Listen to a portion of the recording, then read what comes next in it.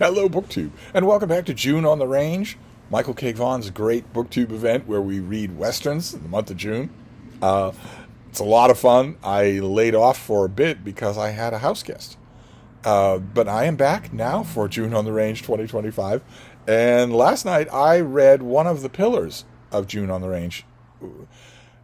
Any of you who have ever watched Mike's channel will know he's not exactly a harsh taskmaster. He understands that reading is fun. Reading is supposed to be fun. Reading should be fun. So he doesn't impose a lot of rules on his BookTube events. And the few vestiges of rules that he does impose, you're perfectly free to disregard. He's still going to watch your videos. He's still going to like it. But there are two, I won't call them rules, but there are two strong suggestions for June on the Range every year, which is that you read at least one novel from one of the two titans of the genre, Zane Grey or Louis L'Amour. Now, Zane Grey is famous for Riders of the Purple Sage, but he wrote a lot of other books. And Louis L'Amour is just plain famous. He's famous for shaking hands with the President of the United States. He's famous for being the greatest Western novelist of them all. So, as guidelines go, those aren't bad at all. But I've so far this year in June on the Range, I've been ignoring them. But last night I read a Zane Grey. For the first time, I read a Zane Grey novel I have never read before, Lost Pueblo. And boy, oh boy, was it good. Oh man, was this good. It takes place in Arizona. The Endicotts, Janie Endicott and her father, are well-to-do, wealthy East Coasters who, just as a side note to Western novels, I know Zane Grey is past caring, he's gone to that last roundup in the sky, but just as a side note to Western authors, if you have a character, actually to any kind of author, if you have a character from the East Coast, you don't have to give them a name like Endicott, okay? You don't have to call them Charles Emerson Winchester III, okay? You don't have to do that. Not everybody in New England came off the Mayflower, but nevertheless, for the purposes of this book, Janie Endicott likes to talk of herself to her father as a wildcat, almost a ship that can't be salvaged, almost a hellion.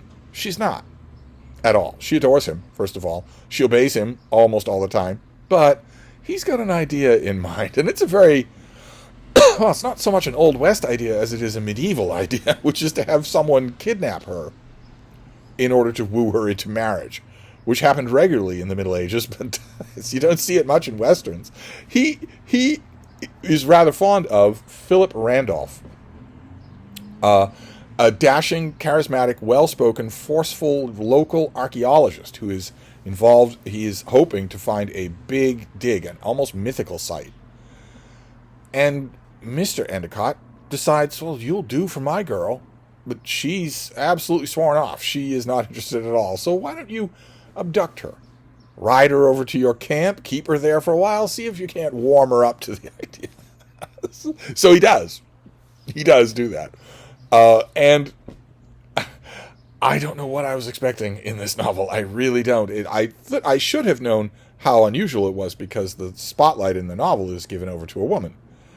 And the novel itself, the main Janie is not only one of the main two characters in the book, but by far the most well-drawn, by far the most interesting. But the two of them, well, they bicker and they banter.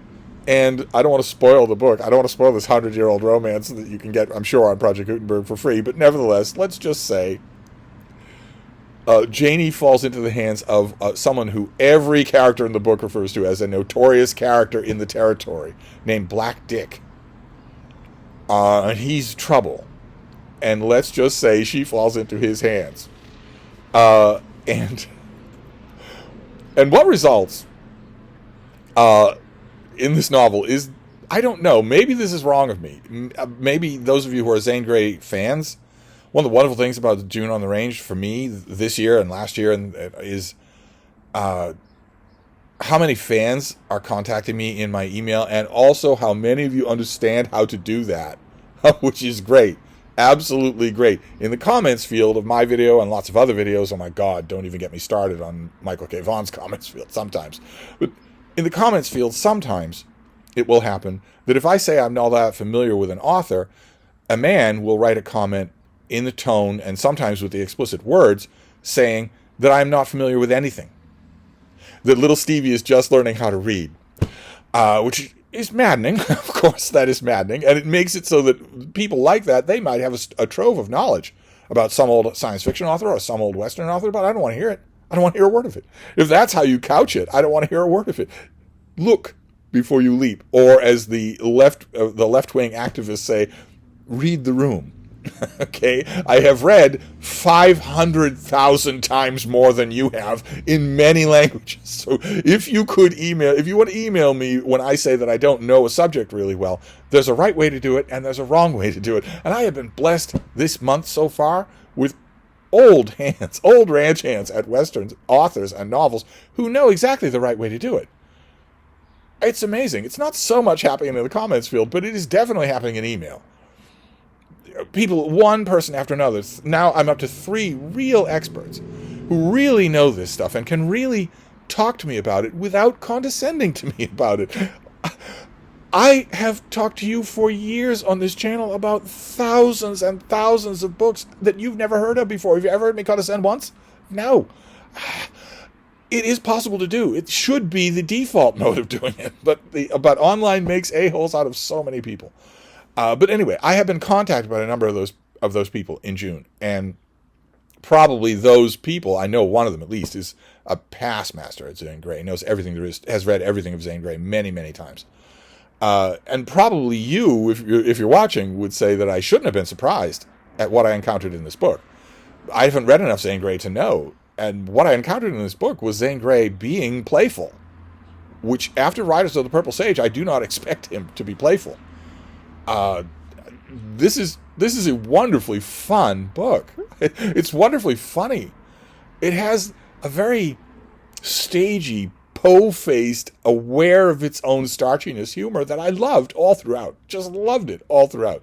At some points, Zane Grey can't even restrain himself from showing it on the page. I know that these Western authors are supposed to be leathery old stoic cowboys, but there's a point in this book where Black Dick is shooting at someone and the sound effect is bang, bang, exclamation points. Instead of the rifle spoke its fiery, deadly tongue in a language that all people understood. Now, instead it was bang, bang. The relationship between Janie and Mr. Randolph is wonderful. It's just wonderful throughout. This book, oh my God, I'm going to lose some dude bro cred here, but this book